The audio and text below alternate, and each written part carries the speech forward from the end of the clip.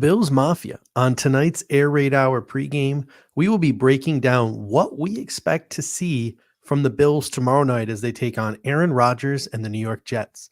Injury updates, key matchups, our pregame superlatives are all coming up. But first,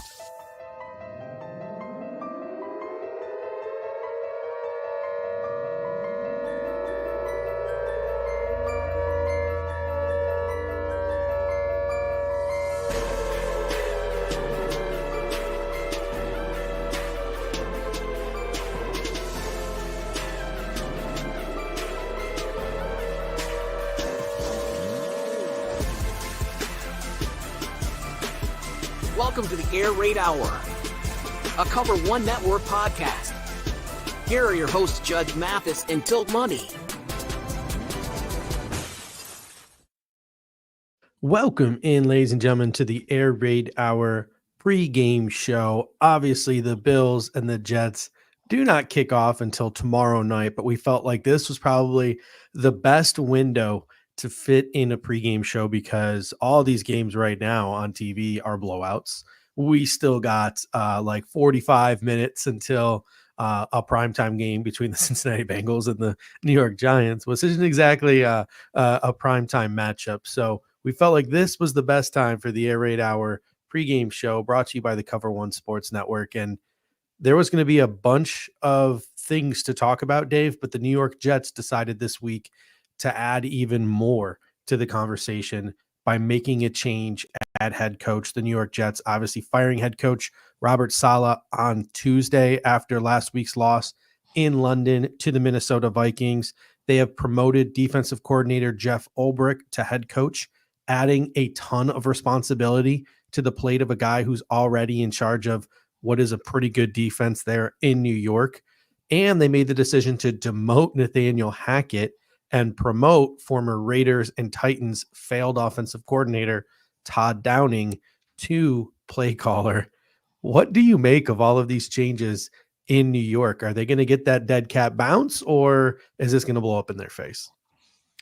Well, it's interesting because I would have just assumed at this point they would have ridden out this season with Saleh. Joe Douglas is on an expiring contract as well as the GM, and you figured that if the Jets were going to make some changes, which, look, they may very well have done this anyway at the end of the season and gotten a new GM as well, kind of started over a bit, have Aaron Rodgers be the guy there to maybe take a new quarterback into the future for that organization, but to do it honestly after a game where I actually didn't think the Jets played all that badly against the Vikings, that morning game they played, and really showed some signs of life offensively in that their defense has been playing pretty well all season. They're 2-3. They're only one game out of the division. And obviously this game coming up against the Bills, should they win, they would be in first place in the division by tiebreak. So a bit of an odd timing, I would say.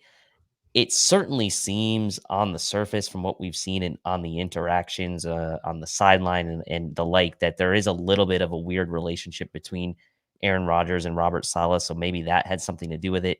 They obviously in their press conferences never make mention of that, but you do kind of see these awkward moments between the two of them. And it also just seems like to me, like there's no making Rodgers happy at this point. Like he just always seems like he's pissed off. So I don't know. I guess Saul is the fall guy. I like him. I think he's going to land on his feet as a coordinator somewhere probably next year, and maybe even get a position somewhere around the NFL for the rest of this season. But I think it's going to be a lot for the Jets to handle this week with the moving pieces. But sometimes these things do come with a little bit of vigor and reinvigoration, if you will. And they are playing at home and they'll be fired up to play. So you just never know. Greg shared the stat 16-21 interim head coaches coming off of a midseason firing. I don't know how long he went back. So they're slightly below 500, but you figure most of these teams are really, really bad. That's not such a bad record when you think about that. And it's just so odd. Like I literally don't know what to make of it because I agree with the New York Jets that Robert Saleh wasn't the answer at head coach. But now that you made that decision to bring him back anyway, which you made this offseason, like now you're just putting more on Jeff Ulbrich's plate. And he's the guy who's supposed to be calling the defense. And firing Robert Saleh, And even promoting Todd Downey, like, does that do anything for your offense? I mean, I can't imagine a world where they could have brought somebody in off the street to call plays. You need time and someone who understands the verbiage of that offense and the works and all that stuff. But like the issue for the New York Jets is clearly the offense. And Right. I just don't know what they did this week to improve that.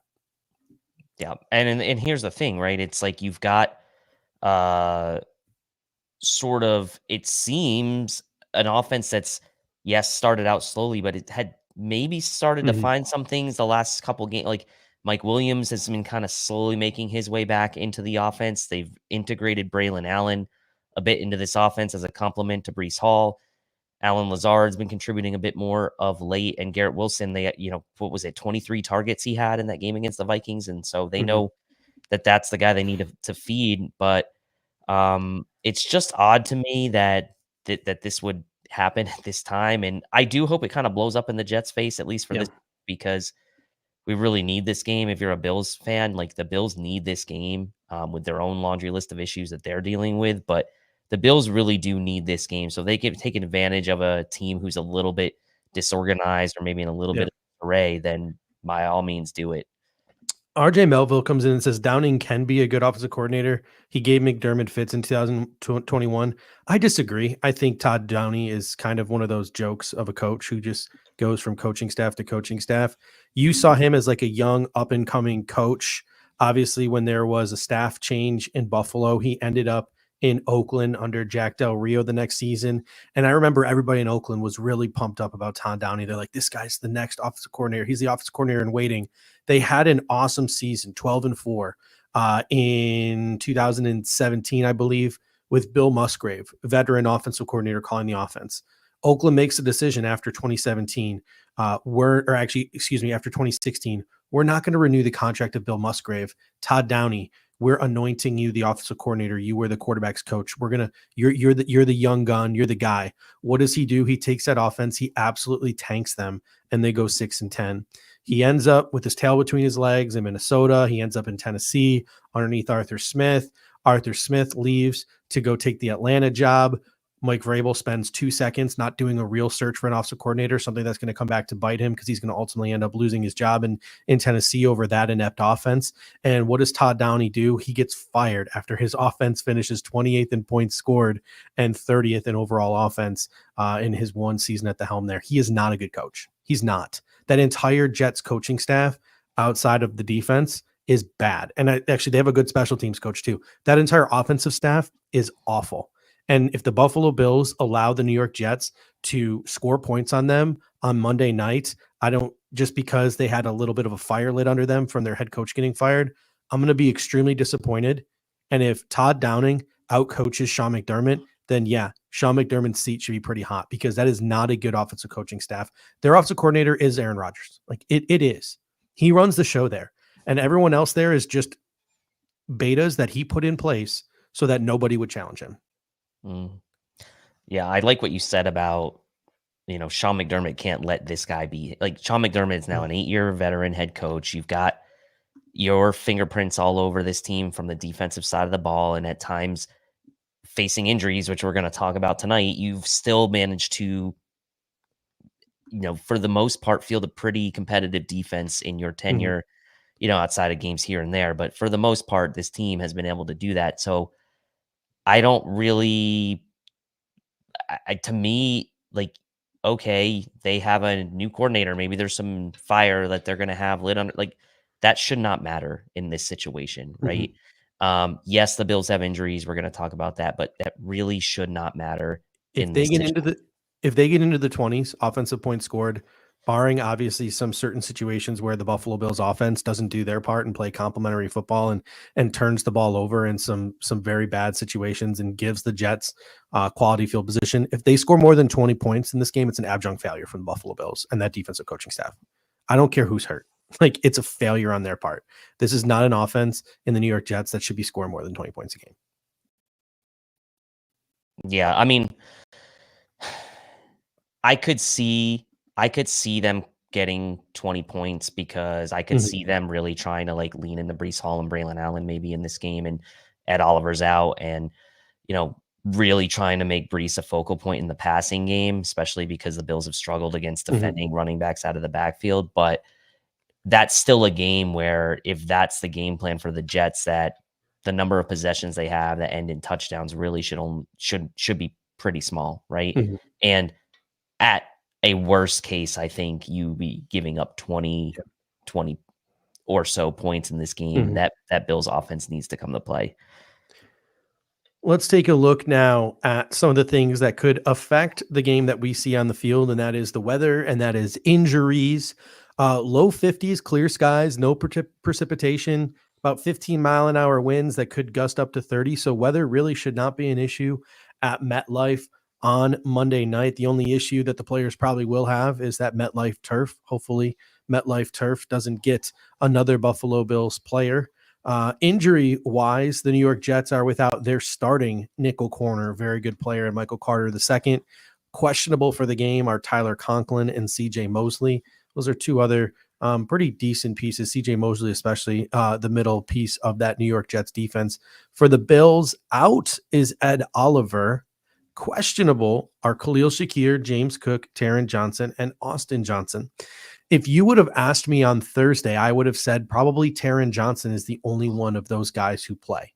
But then some videos started to come out. I believe it was Friday, and Shakir looked pretty good. And even Khalil Shakir at 80% is probably better than whatever the Buffalo Bills could trot out there. The only issue is, do you really want to risk re-injury? But Khalil looks pretty good. I think Khalil's going to go. James Cook's agency comes out and says James Cook's going to go. You can just limit maybe his touches, but he looks like he's going to play. Taron Johnson's going to be back. I would probably say it'll probably be another week for Austin Johnson, but some good news for the Bills on the injury front. But how effective can these players be with their injury is another question. Yeah, Shakir looked pretty good in some of those videos. I know that Alex Brasky posted some of those look, it's just practice. I get it. It's not going to be the same as, not going to be the same as what you're going to have to do in the game as far as the intensity of the cutting and of that nature. I get that. But even like you said, a hobbled close to 100%, nearing 100% Khalil Shakir is going to be really important in this game. We saw, as RJ points out in the comments section, how ineffective this Bills offense was against I don't want to call them average Texans defense. They're a better than average Texans defense, but they struggled, right? I mean, third downs continue to be an issue for this offense, and Shakir has to be that guy that becomes a chain mover in this game, because the Bills really haven't gotten that chain mover sort of output from a guy like Dalton Kincaid yet, let's say, this season. Shakir's really kind of been that guy. And so, that for me, with the injuries, you want to factor into one of the keys in the game. It's third down offense for the Bills, and Shakir should play a big role in that. As far as James Cook, look, I don't think he's close to 100%. This could end up being a three-way monster between him and Ray Davis and Ty Johnson, which is fine. You can kind of play that revenge game narrative maybe a little bit with Ty Johnson, but it would also be nice to kind of maybe start to feature Ray Davis a little bit more. I think his style Two snaps last week. Yeah, stylistically, I think he would do well against this Jets defense. I do think that even if James Cook's active, I don't think you're going to see his normal snap allotment, normal split. So, but all three of those guys need to be ready to go. I think you will see all three of them get decent touches in this game. But Shakir to me is the primary one, right? I think you can, it's not ideal. I think you can survive without James Cook. You don't want to, but I don't know that you're going to be very effective without Khalil Shakir in this game. It's crazy to me. Like, could you imagine having this conversation maybe halfway through last year? If one guy is going to miss a game, who would you rather have, Khalil Shakir or Ed Oliver? Khalil Shakir or Taron Johnson? Khalil Shakir or James Cook? The answer would have been the latter guys every single time. But now it's like Khalil Shakir is just, it seems like he might be the what's the word I'm looking for? Just like the piece like that keeps this offense together almost. That keeps the train on the track, for lack of a better phrase there. There's a phrase. I just don't know. Linchpin, right? Like there's a phrase. I'm just struggling to find it for what Khalil Shakir has brought this offense this year. All right, let's talk about this Buffalo Bills offense against the New York Jets defense.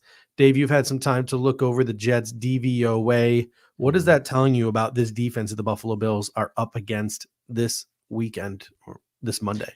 Yeah, I mean, you mentioned at the beginning of the show that really the issue for the Jets has been their offense. When we start to look at the DVOA for their defense, it's a pretty good story for them overall. They're 12th. They are 7th against the pass, but only 24th against the rush. So you kind of look at that and say, yes, this kind of makes sense a bit. We know the Jets secondary has been really effective, but when you compare the DVOA to the raw stats, they're 7th against the pass, 2nd in raw statistics against the pass. So the DVOA slightly lower than when compared to the raw stats, because this team did face passing offenses like the Broncos and the Titans, who are both bottom 5 passing offenses in the NFL. So there you see the DVOA kind of get nerfed only slightly for the pass when compared to the raw statistics. Then you look at the run defense, the raw statistics for the run defense. The Jets just inside the top half, but DVOA only has them as 24th. So not being as kind to them there. This is largely due to the fact that the Jets have really played some poor rushing teams, notably the Broncos. However, the 49ers and Pats, both really good running teams that they played against with some mixed results. And they had a really good performance shutting down the Pats running game. Obviously not so great against the Niners, gave up 180 rushing yards there, 130 to the Titans, and still also gave up 126 rushing yards to the Broncos. So that's where I think the DVOA hurts them a bit on the run. So I think it's really looking at that subpar performance against the Broncos and really saying, like, this is the area where you attack the Jets, is against them on the ground. You've had some teams that have had some success against the Jets, right, on the ground. You've had 3 different teams run for 126 yards plus. So you have 126 for the Broncos, 130 for the Titans, 180 for the Niners. And then the other 2 games, they averaged allowing 80 yards on the ground. So the DVOA is telling you that maybe their pass D is as good as advertised, I would say, and just slightly nerfed from facing teams like the Broncos, but their run D is where you would attack this team. Middle of the pack, raw statistically, lower than in the bottom third, bottom 10 in DVOA. So that's where the DVOA is telling me to attack this team, is on the ground. And that's my biggest concern, to be honest with you, because I feel like last week the Buffalo Bills thought the same thing against the Houston Texans, and they decided to run the ball in a majority of their first down attempts to try to set up these third and manageable situations without, a guy like Khalil Shakir in the lineup. I think the Buffalo Bills need to be a little bit more dynamic and less predictable on first down in this game. Like, I know that the DVOA and the statistics would tell you, like, let's run on first down. Let's set up these third and manageable situations, but they were just becoming far too predictable on first down against the Houston Texans. I think they got to be more dynamic in this game.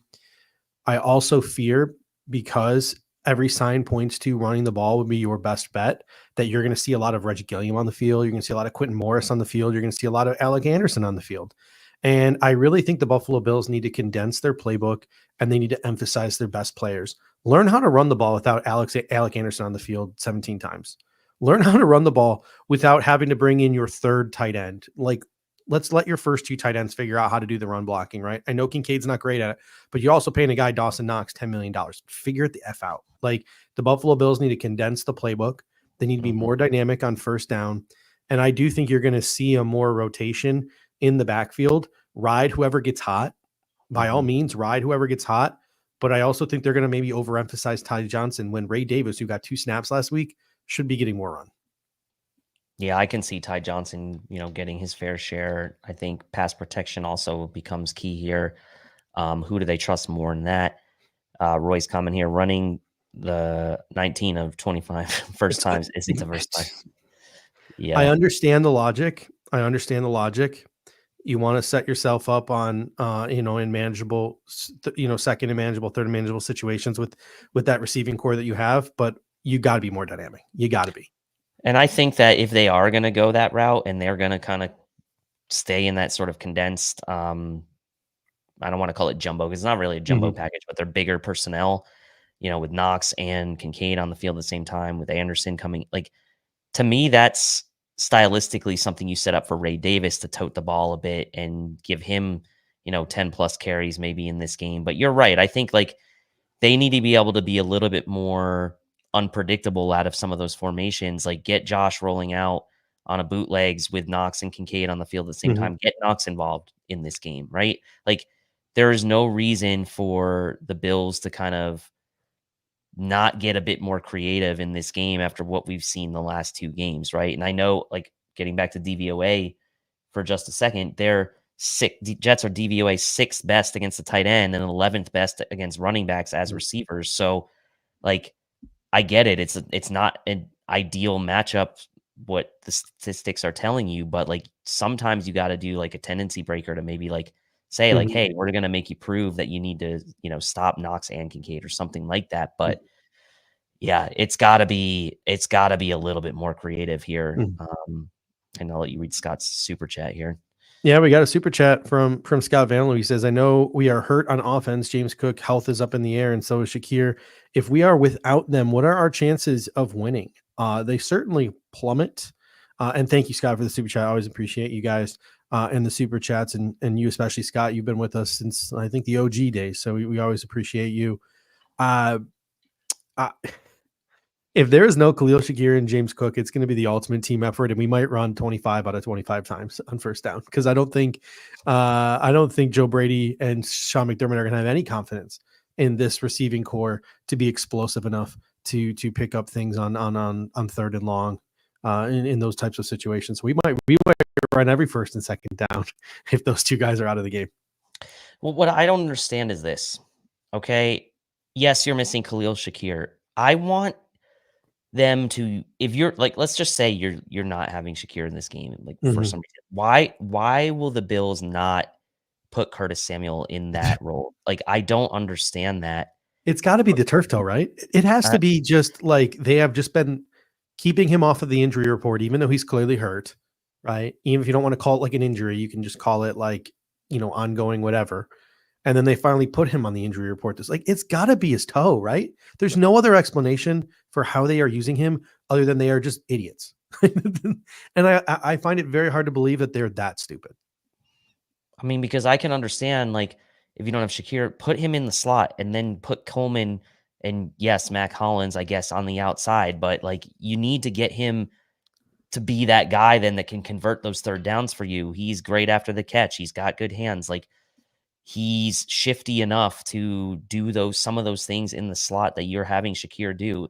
Maybe Mhm. he's not quite as good contact balance as Shakir, but Shakir's one of the best in the league with that. But like Samuel can still get you something after the catch. Like he's still a pretty dynamic player. So NFL that next to gen me, stats. He's still one of the top 50 separators in the National Football League. right. And so this is the one that's the big head scratcher to me over really the whole season, right? And I kind of maybe understand early in the season with the injury still, but like, yes, he was on the injury report this week, I guess, and then came off of it with some full practices. But like, yeah, then it makes you question like, Mhm. what are the Bills doing with the injury report if he's really still hurt? Because So you look at it too, and you look at the matchups. Michael Carter II is out. CJ Mosley, even if he plays, is banged up. You want to pick on the slot corner in this game. You want to pick on the middle of the field. So yep. you need Shakir if he plays to get pushing 10 targets. You need Dalton Kincaid to be pushing 10 targets in this football game. You need to actually use Keon Coleman other than as a guy who runs verticals on the boundary. Like, you Mhm. diversify his route tree a little bit. And you need to utilize Curtis Samuel like an actual wide receiver. Like, these are things that the Buffalo Bills can do even without Khalil Shakir. You can feed Kincaid. You can move Coleman around. You can use Samuel like an actual wide receiver. Whatever it is, figure it out because you need to attack this New York Jets team in the slot over the middle with the injury to Carter and with the dinged up Mosley.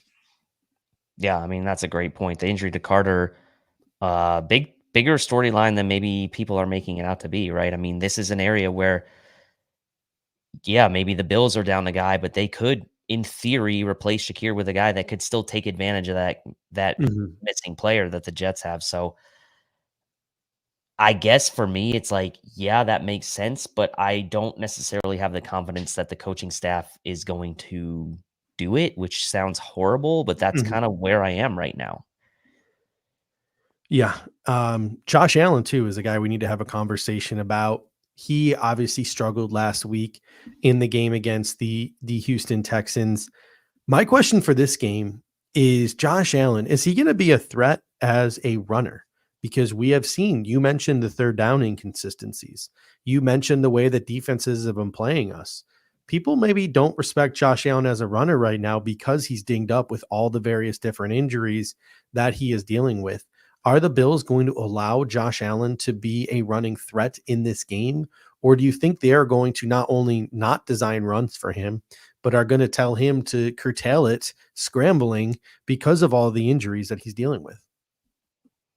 Yeah, and I mean, that's the thing. It's like your guy has been taking shots the last 2 weeks, and Mhm. if your mm, if your best chance to win this game ends up being like Josh has to put the team on his back and run a bit more, he's not gonna shy away from Mhm.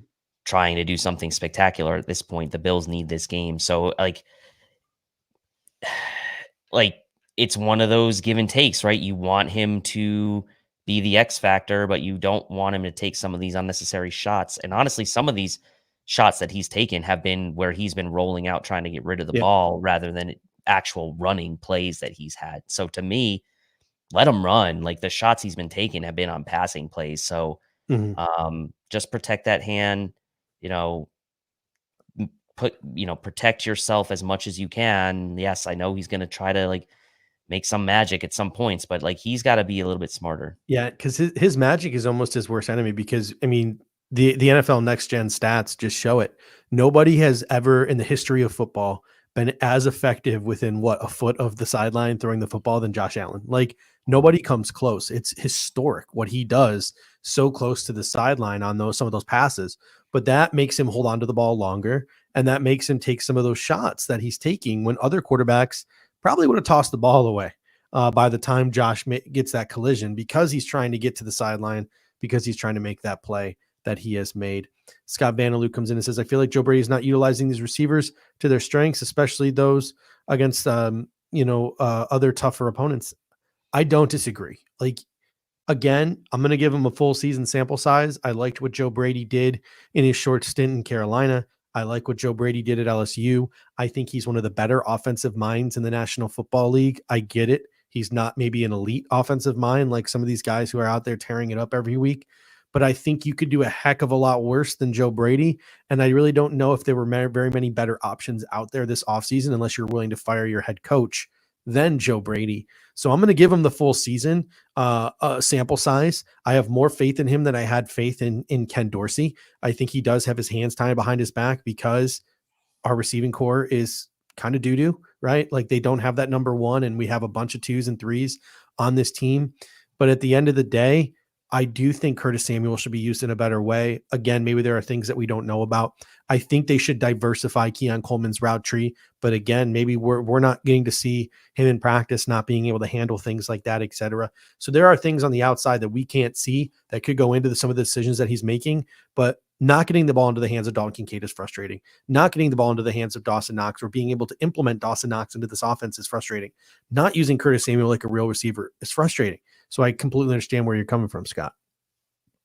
Yeah, I mean, it certainly feels like they're like using Curtis Samuel a bit in that like Isaiah McKenzie type of role where they're really not using him as a true receiver, but you're paying him a $24 million contract that, we heard all off season about how great of a fit he was going to be and how much of a star he was going to be in this offense. And look, like I said in the comments section, I'm not here to call like I think it's too early. Obviously, like we're going to give Joe Brady the full season, see what he does. I do agree that he's a good up and coming talent, offensive mind, but it's also fair to question and Mhm. criticize some of the utilization, some of the usage, and like you said, maybe there's things that we don't know about injury wise, whatever. But like it's still without knowing for sure, we are allowed to question it. And some of the Yeah. media had been questioning it in the last couple press conferences. And like, I haven't loved some of the answers that I'm hearing. So like, Mm-mm. that's kind of turned me off a little bit. But we'll see, right? There's still plenty of time to kind of get things right. And first couple of weeks we were really high, and now it seems like we're pretty low on the offense. So maybe we're about to go back up the roller coaster. We'll see. Back to Josh Allen a little bit. I think he can help Joe Brady and this offense out by taking some underneath stuff that he was passing on the Houston game as he was sort of pressing down the field. Um, but with all that being said, I think the Buffalo Bills need to figure out a way to be more explosive. Like we need to get some of these more 20 plus yard plays. Josh Allen needs to start connecting on some of these deep balls, and the Buffalo Bills need to like, it all sounds very basic, right? Like, and in a perfect world, oh yeah, just go out there and make sure you're checking it down at all the appropriate times. Make sure that you are taking your shots down the field when they're there, and you're connecting on your shots down the field.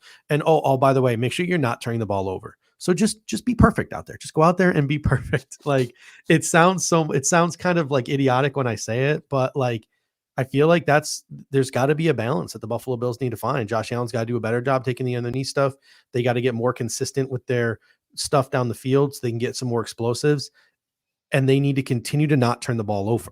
But right now, I feel like the lack of explosives could be coming from the fact that they are trying very hard not to turn the ball over. And that's a tough conversation to have on Jets week, especially given what happened week 1 last year on Monday Night Football. It's a tough conversation to have, and I think, I mean, Mass makes a good comment saying like he needs to play better. Like 9 for 30, no matter how you cut it, like you can't It's Bo not Nix put. numbers right there. I mean, like the thing is, you can't not put blame on Josh Allen for him being 9 for 30. Like I get it. There's a lot of blame to go around, like play calling, lack of separation, the talent maybe wasn't the talent in the receiving core wasn't like great, but he's still 9 for 30. Yeah. There's still throws to be made out there. And it just feels right now, this offense is really laboring for like every single yard, especially in the passing game, which you hate to see when you have Josh Allen as your quarterback. So this is going to be a tough matchup. I don't want him to press because look, coming off that 9 for 30 game, there's a fear that maybe he presses and we see what happened in week 1 last year. We obviously don't want that to be the case, but hopefully like getting a few throws in rhythm early in this game, getting a few layups, so to speak, even if it's not for big yardage, right? But it's like, okay, a first down play, pass play for 6 yards. That's fine. That's fine. We'll take that, right? Yeah. We will take that.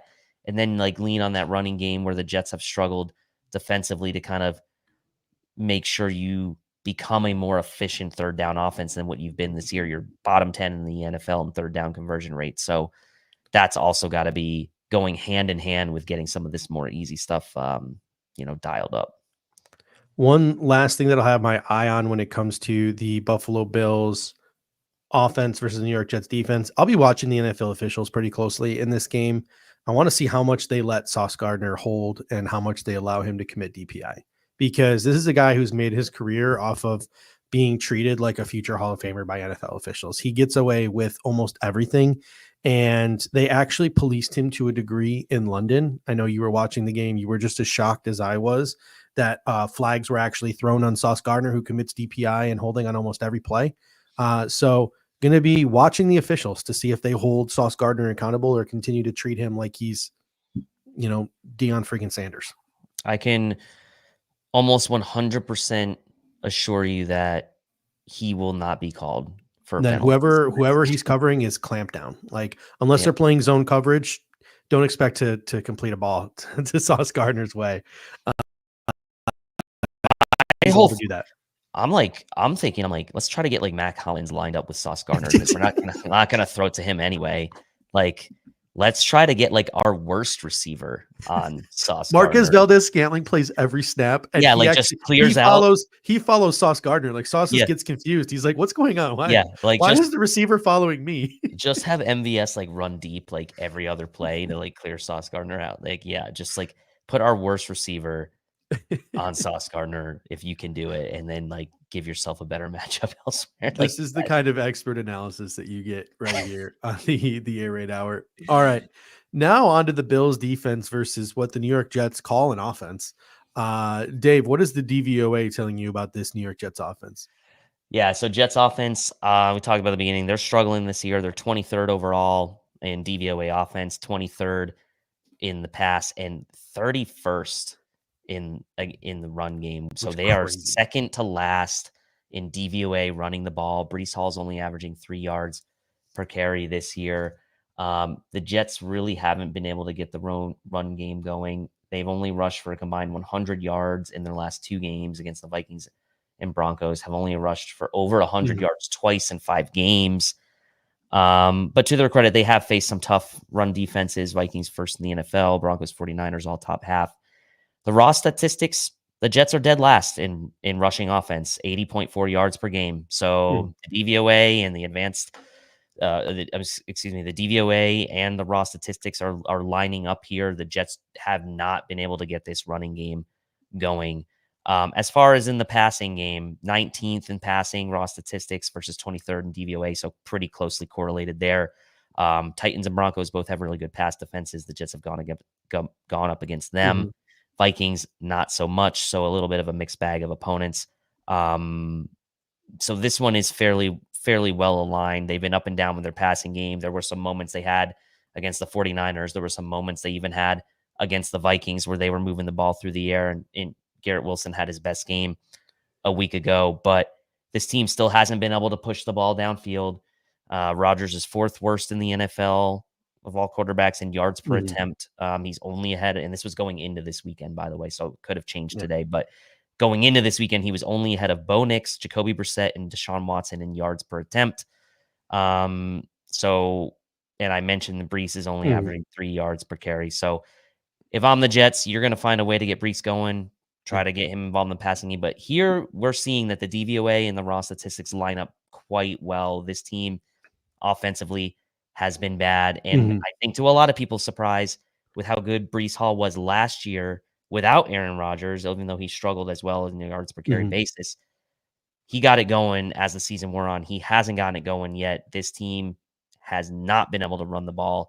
And for a team like the Bills, who's missing Ed Oliver, seeing Dwayne Carter show up a little bit last week, like you cannot let this Jets Mhm. team, who's been so bad at running the ball, find room on the ground when you're already undermanned on defense. So, yeah, DVOA and the raw statistics lining up here for the Jets offense.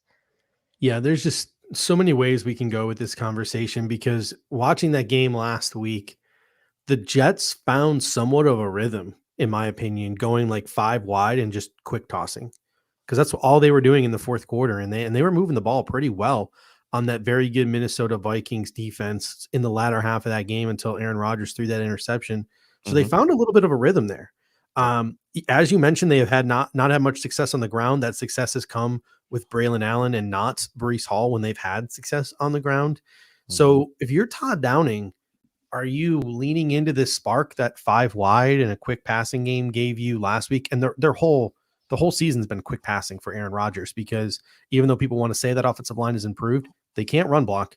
And Aaron Rodgers has to get that ball out pretty quick for them to be effective in pass protection. Is he going to lean into that quick passing game and spread the Buffalo Bills out and try to find holes in that zone? Or is he going to try to re-emphasize the run and try to get Brees Hall and Braylon Allen involved and try to control the ball? Because we saw the Jets with Zach Wilson, a couple of years ago, beat the Buffalo Bills because they were able to control the ball on the ground. Like, if are you going to get Brees Hall involved, or are you going to lean into Aaron Rodgers? It'll be really interesting to see what Todd Downing tries to accomplish in his first week as offensive coordinator. Yeah, I mean, I would predict that they are going to make a concerted effort to get the ground game going. Mhm. Try to get Rodgers a little bit more time with the play action because he has been getting sacked a bit as well. 13 sacks for him on the season, so he's near in the top 10 as far as quarterbacks getting sacked frequency.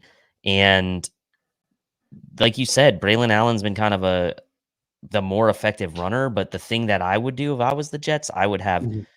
that running game going, maybe through Braylon Allen mostly, but I would be giving Brees Hall 10 targets in the passing game in Yeah. this one. I mean, like those running backs for the Texans got some pretty key first downs for them through the air last week. And the Bills have struggled defending running backs. We saw them struggle against Justice Hill in the passing game, obviously. We Yeah. saw, James Conner have a little bit of success receiving in week 1 against this team.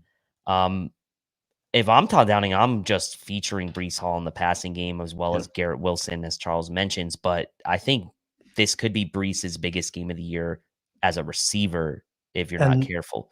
And this is what I think. This is what I think the Jets game plan is going to be. And this kind of goes back to back a couple of years ago when we played the Patriots on Thursday Night Football.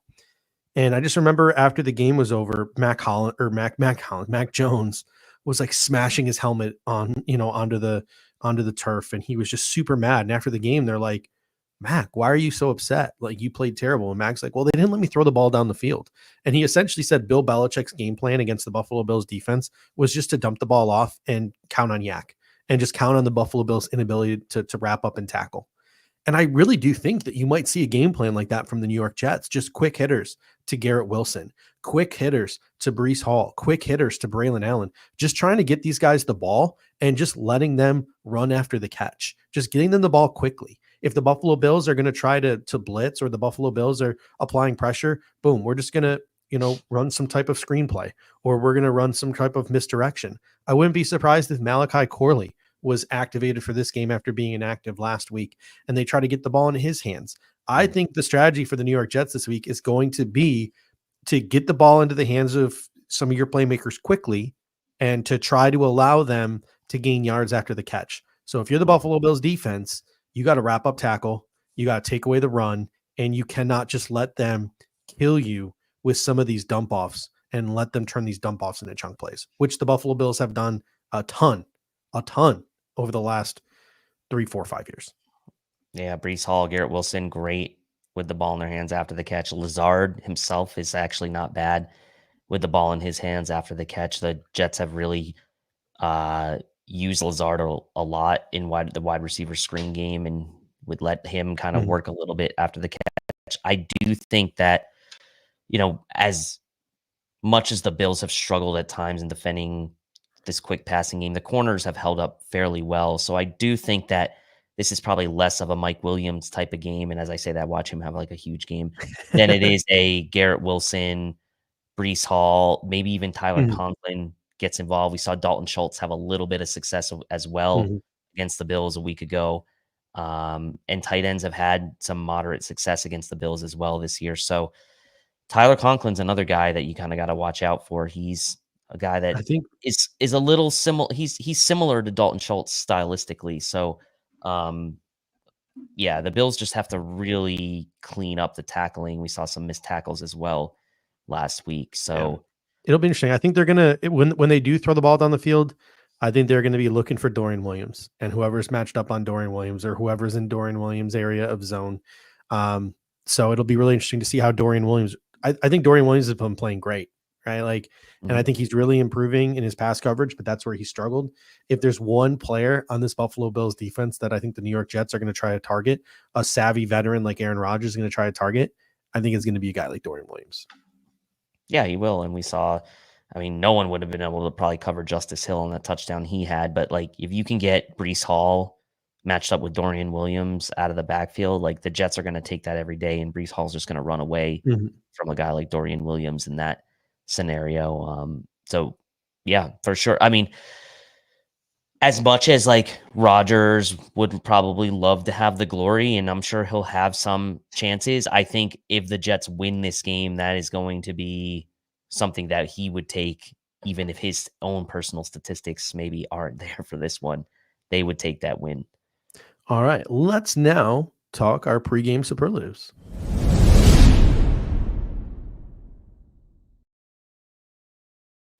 Let's start, as we always do, with our Take Me Higher player of the game.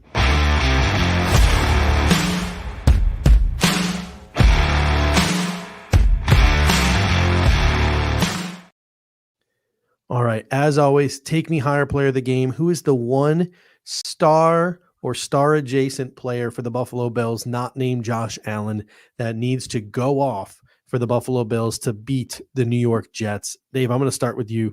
Who is your take me higher player of the game? Yeah, so my take me higher player, I mean, look, I'm going to assume he's playing at this point because of the videos we've seen and it looks like he's going to try to gut this out even if he's 80-90%, but Khalil Shakir has entered take me higher territory. He's no longer a wild card. He's no longer that. He is take me higher territory. He's the Bills' best receiver and he's the Bills' best chain mover.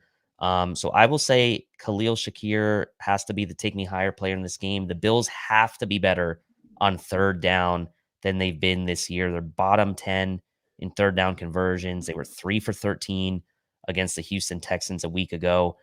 Khalil Shakir needs to be the guy to help keep these chains moving against a Jets defense that has been pretty good this year. And for the Bills to be able to put some points on the board, he's going to have to come up big. It can't be a disappearing act for their most reliable receiver, even if he's less than 100%. So I'll say Khalil Shakir gutting it out through his injury is going to take the Bills higher. We got a bunch of we got a bunch of defensive suggestions here. Jason M coming in saying the middle linebacker against Aaron Rodgers will be huge. Got to go with Terrell Bernard. Charles G comes in and says Groot. Those are all great suggestions. My take me higher was the same as yours. I did a little cheating. I said Khalil Shakir or Dalton Kincaid. Have to take advantage of the fact that Michael Carter II is out. And I think one of Khalil Shakir or Dalton Kincaid needs to be a priority over the middle of the football field, and they need to be targeted approaching 10 plus times. Like, I think that one of Khalil Shakir or Dalton Kincaid, I think they have to push that 10 target range. I know everybody eats. I know that's what the Bills mantra is, but I think that one of these two guys, Shakir, if he's healthy and he's up to it, or Dalton Kincaid, one of these guys needs to take the mantle and they need to be targeted approaching 10 times in this football game. And it needs to be over the middle of the field, taking advantage of Michael Carter II being out and CJ Mosley being hurt. So that's my take me higher player of the game. Up next is our wild card player of the game.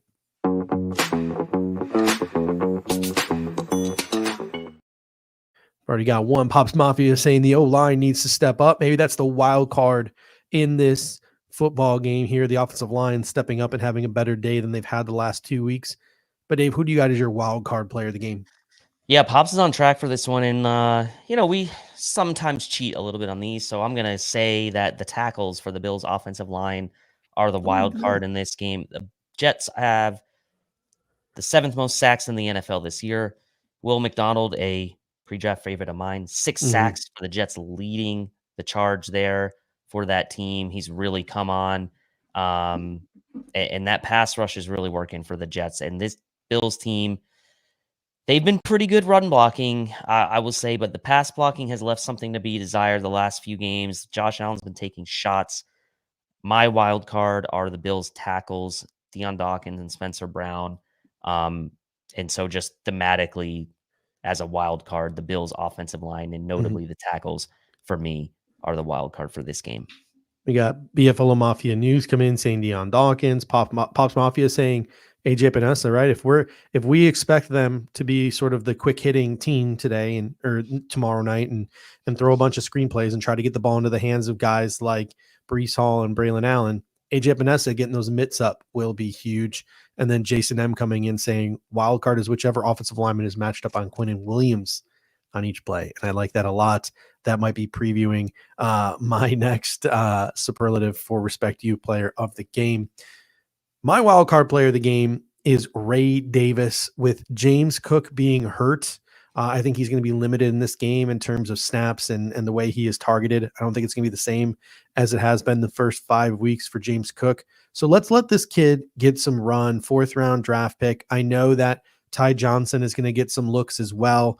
I think you should give them both some looks. And if there's a hot hand, you should ride the hot hand.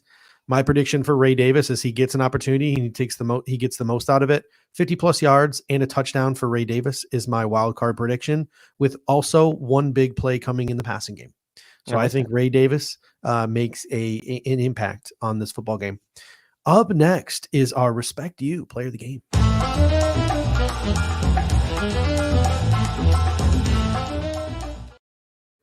All right, Dave, who is one player on the New York Jets the Buffalo Bills have to respect in order to win this football game? Yeah, I mean, for me, it's Brees Hall. I've been talking him up the whole show. I think this is the week that, I mean, his yards per carry is down 3.0 yards per carry, but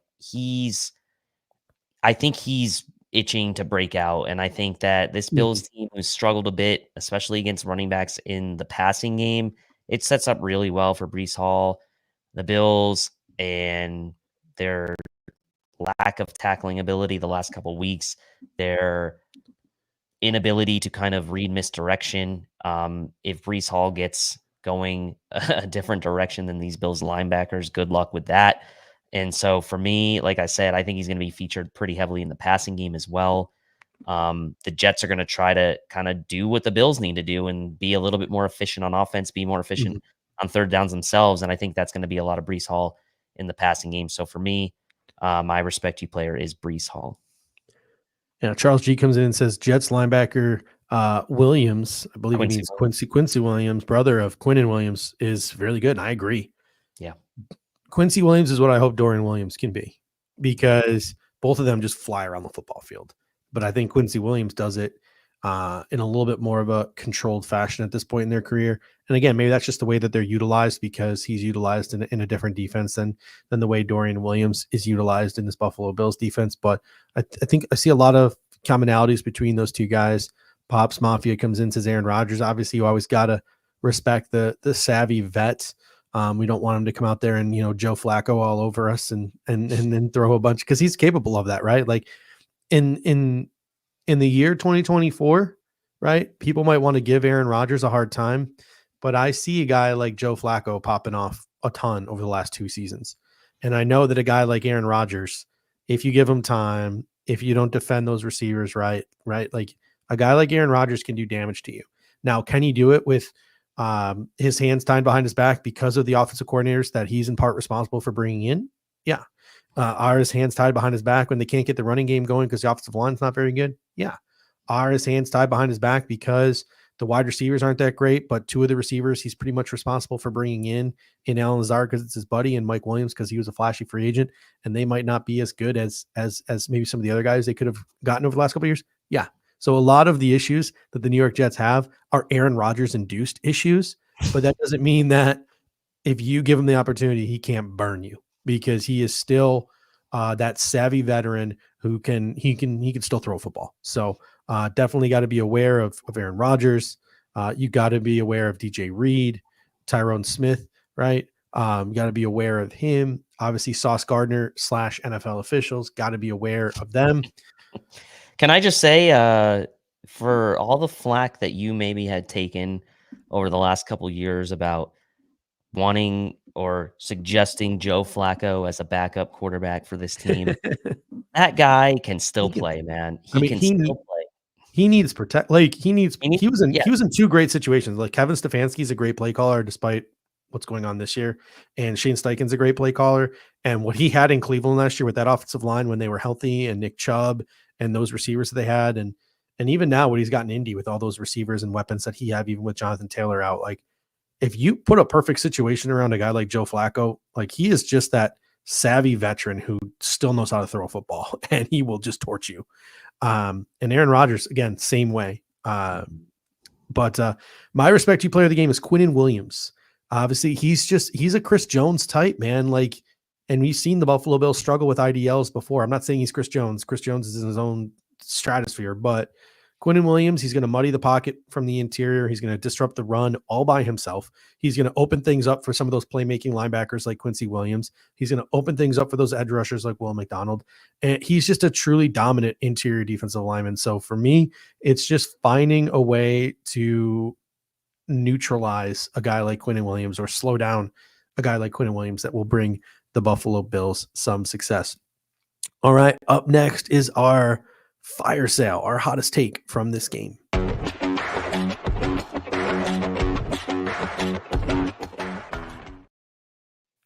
All right, Dave, what is your hottest take heading into this football game? Well, you kind of sort of had it in your wild card. My hottest take is that Ray Davis is going to go for over 75 all-purpose yards in this game and a touchdown. I think you said it had him over 50 rushing and a good play in the passing game. So I'll say Ray Davis, 75 plus all-purpose yards and a touchdown in this game, which may not seem like a hot take, but given his involvement and the way the Bills have used him so far, it's been sparingly. But if James Cook is hobbled, even if he's active, I don't expect a full allotment. I think stylistically, Ray Davis matches up well against this Jets defense, and I think he can do some damage in the running game and be a closer in this game. So I'll say Ray Davis coming out party, 75 plus total yards combined, receiving, rushing, and a touchdown. I like that. See, I wasn't even that spicy when I said he would get 50. I guess I said he'd have 50 plus yards rushing plus a big catch. So maybe that catch goes for over 25 yards. I don't know, man. Maybe I'm just getting lazy this year, but I copy and pasted my hot take from last week, mostly because I'm trying to manifest it into reality. Dalton Kincaid, Dawson Knox each score a touchdown. Like I want to see a recreation of that AFC wild card game against the Steelers last year, where you get both of these tight ends involved in the offense. So I am going to go with Kincaid and Knox. Roy Collins, how dare you? Saying Josh throws 2 picks in this game. I'll tell you what, I'll take Josh Allen 2 picks if he throws 5 tutties to go with it. Like maybe him getting a little reckless also helps him get Hit a back few big ones. Hit a few big ones. Pops Mafia says Dawson Knox 60 yards receiving a touchdown. I can buy the touchdown part of that one, Pops, but that's a pretty spicy take. I'll see Dawson Knox getting 60 plus yards receiving. I'll believe it when I see it at this point when the Buffalo Bills are using him. Pops also comes in and says Epinesa and Groot both get a sack. RJ Melville says he'll take 2 interceptions and 3 touchdowns at this point. 10 plus catches for Knox, Kincaid combined. See, that's a little more up my alley. I think I can buy that one. The 60 plus yards for Dawson Knox, that is a bridge too far. I just don't know, Pops, if I can believe that one. But it's a hot take segment, man. So yeah, more power to Pops there on that one. All right, now it is time. We'll clip it if Dawson Knox goes 60 plus, and we'll give you your social media flowers there, and we'll also roast me at the same time. All right, now it's time for our pregame predictions.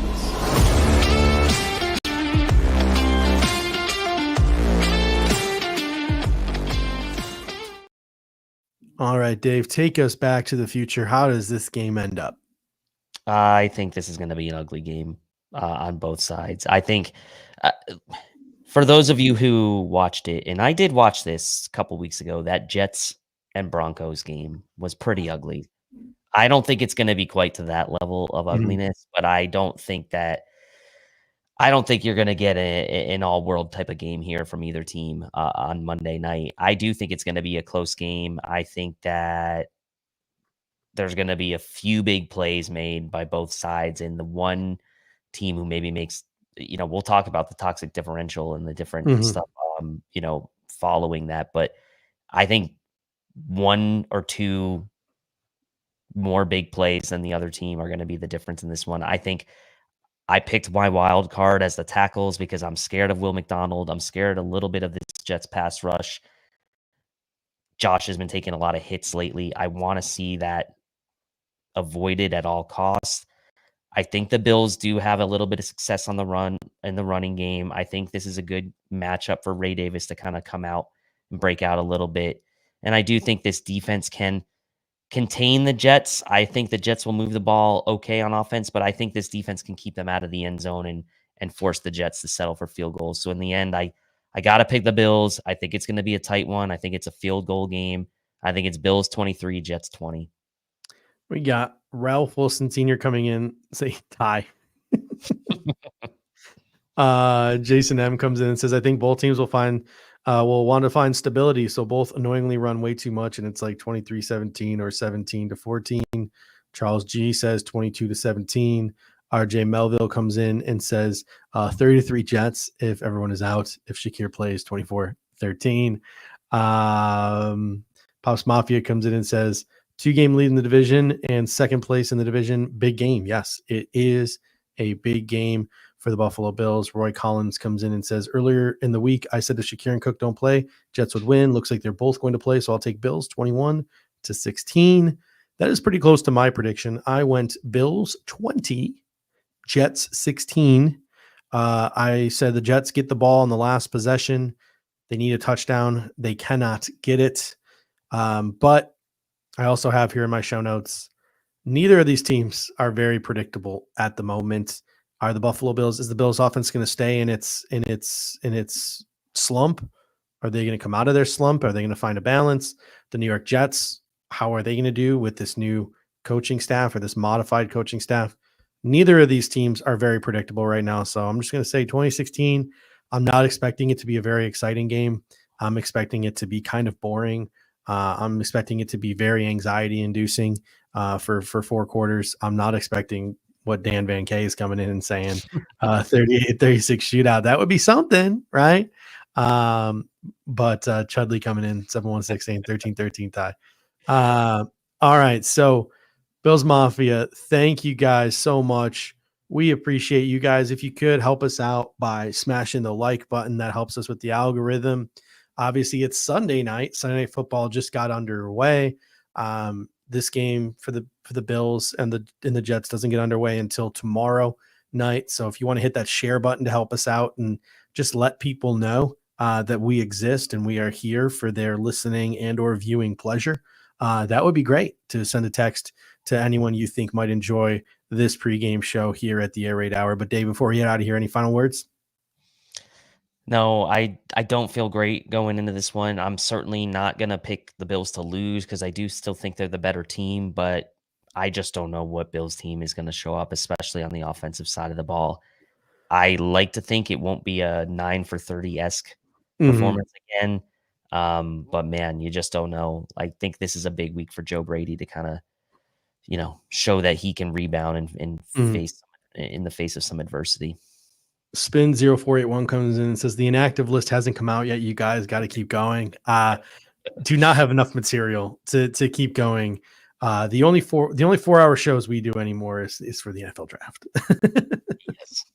That's all right, ladies and gentlemen, enjoy your anxiety-filled Monday. Do not worry. Your boss understands that no work is getting done tomorrow. It's expected. So just go in, maybe do your work, distract yourself, right? Be a productive employee, be a productive citizen tomorrow. And then when the lights come on for Monday Night Football, you will have your Buffalo Bills and New York Jets. All right, ladies and gentlemen, until next time, go Bills. Go Bills. Thank you for watching tonight's episode of the Air Raid Hour. Make sure to hit that like button on the way out. If you are catching the show on demand, leave a reply in the comments section and we will respond over the course of the week. You can always listen to every episode next day on all major podcasting platforms, including Apple Podcasts and Spotify, by searching Air Raid Buffalo. Thank you for your continued support, and as always, go Bills!